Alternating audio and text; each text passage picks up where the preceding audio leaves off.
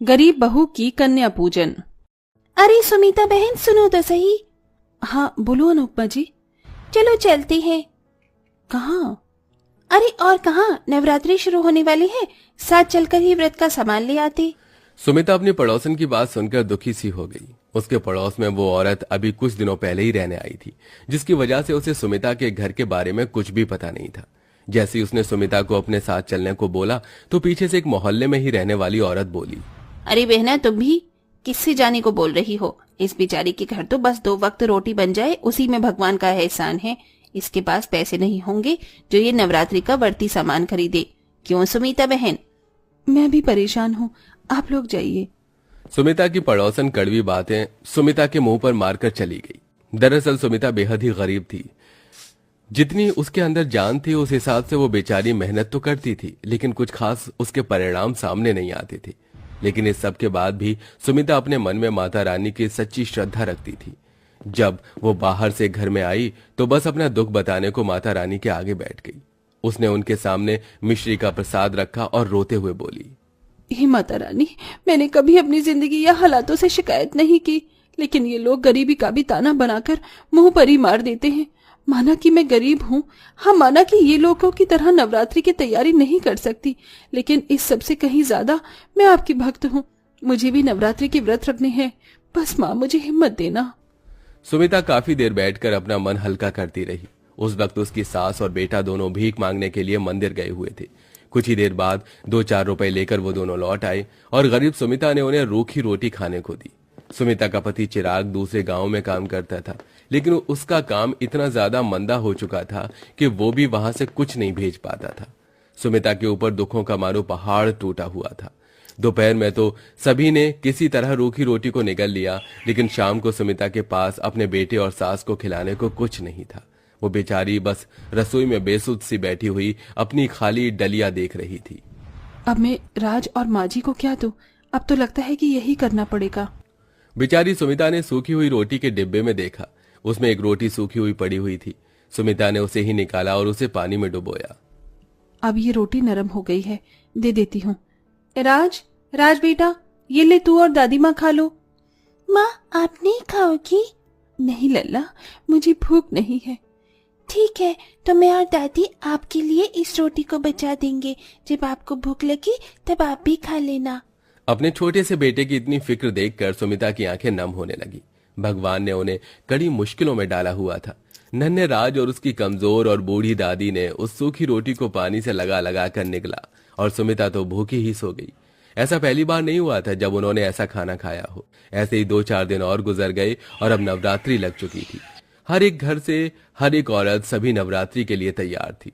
सुमिता ने भी बिना कुछ खाए पिए और बिना किसी इंतजाम के व्रत कर लिया। बहू, एक तो वैसे ही शरीर में जान नहीं है और ऊपर से तू व्रत रख रही है। पागल है तू? ये व्रत वगैरह मत रख।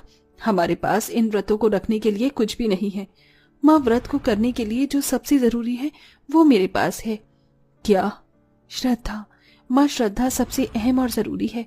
अगर श्रद्धा है तो व्रत है, और नहीं है तो वो बस खुद को भूखा रखने से ज्यादा कुछ नहीं है। ठीक है बहू, अगर तुझे व्रत रखने ही है तो तू रख ले, मैं क्यों बेवजह तुझे रोकूं।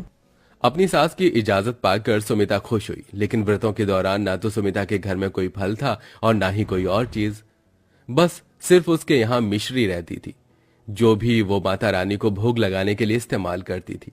सुमिता ने लगातार नवरात्रि के 5 व्रत बिल्कुल भूखे रहकर पूरे किए, लेकिन आज का छठा व्रत उसे मुश्किल पड़ने लगा, क्योंकि उसे घर का भी काम रहता था और साथ ही अपनी सास और बेटे का पेट भरने की चिंता भी।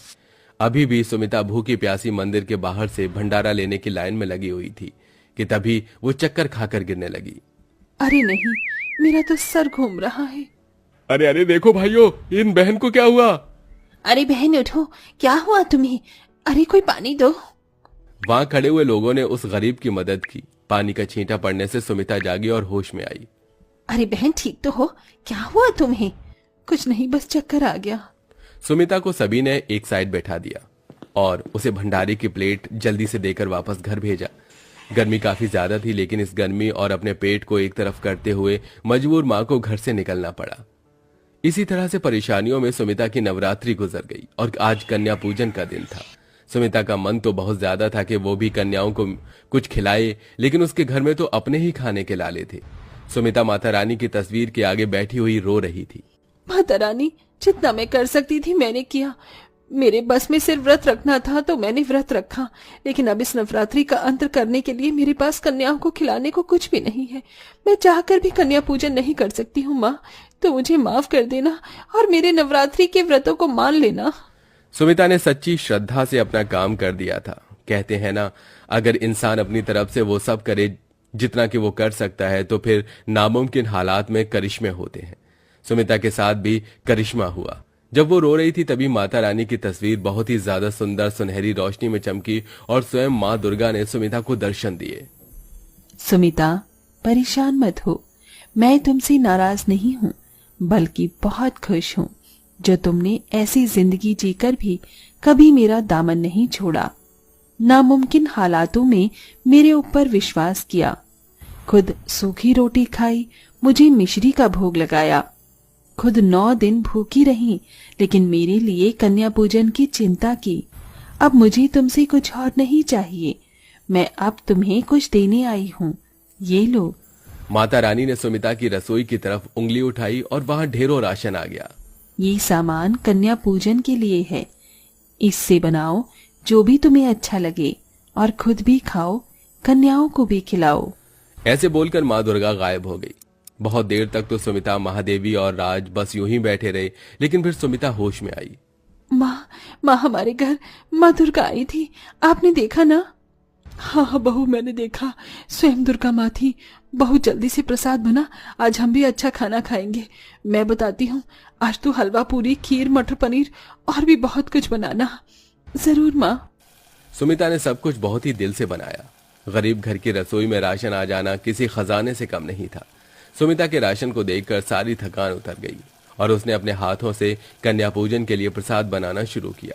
महादेवी घर घर जाकर कन्याओं को खाने के लिए बोल आई और सुमिता के छोटे से आंगन में भी रौनक हो गई। कितना स्वादिष्ट प्रसाद है। सुमिता काकी, एक कटोरी हलवा और मिलेगा?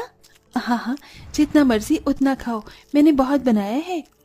मुझे और सब्जी दो सुमिता काकी, ये बहुत अच्छी है। लाओ, मैं देती हूँ। सुमिता ने भरपेट कन्याओं को प्रसाद खिलाया और उनके घर से जाने के बाद सुमिता, राज और महादेवी खाना खाने के लिए बैठे। तभी महादेवी का बेटा चिराग भी घर आ गया। अरे, आप सभी क्या खा रहे हैं अकेले अकेले? अरे चिराग जी, अचानक आइए, आप भी हमारे साथ खाना खा लीजिए। अभी खाऊंगा, पहले तो मेरी बात सुनो। जानती हो आज क्या हुआ? जब मैं काम की तलाश कर रहा था तब एक बड़ी कंपनी का मालिक मुझसे टकरा गया। इत्तेफाक से उस वक्त मैंने उनकी मदद कर दी और अब उन्होंने मुझे अपनी कंपनी में काम करने के लिए बुलाया है। क्या सच? शुक्रिया माता रानी। चिराग जी, माता रानी का शुक्र अदा कीजिए, उनकी ही लीला हमारे ऊपर बरसी है। सुमिता ने सारी बात चिराग को बताई, जो भी आज के दिन हुआ था। सब कुछ सुनकर चिराग भी हैरान हो गया और बोला, तभी तो मैं कहूं कि जिस घर में मेरे खाने के लाले रहते थे वहां आज इतना राशन कैसे है? यह सब माँ दुर्गा की ही कृपा है। सही कहा, माता रानी हमसे प्रसन्न है चिराग जी।